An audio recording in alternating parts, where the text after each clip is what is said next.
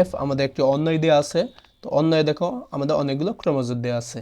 তো আমরা কি জানি অন্বয়ের ক্রোমোজোরগুলোর প্রথম সংখ্যাগুলো সব কি ডোমেন এবং দ্বিতীয় সংখ্যাগুলো সব কি রেঞ্জ। তাহলে অতএব ডোমেন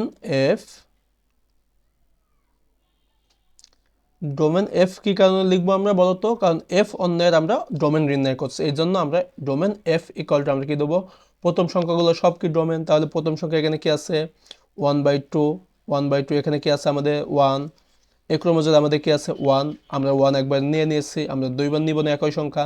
এখানে কি আছে আমাদের 5/2, এখানে কি আছে এই ক্রোমোজোমে 5/2, 5/2 আমরা অলরেডি নিয়ে নিয়েছি। তাহলে এটাই আমাদের ডোমেন। অতএব রেঞ্জ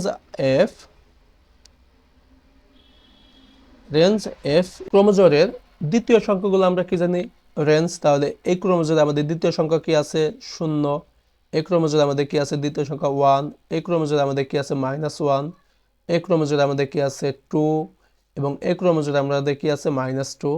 তো এটি কিন্তু হয়ে গেল আমাদের রেঞ্জ নির্ণয়।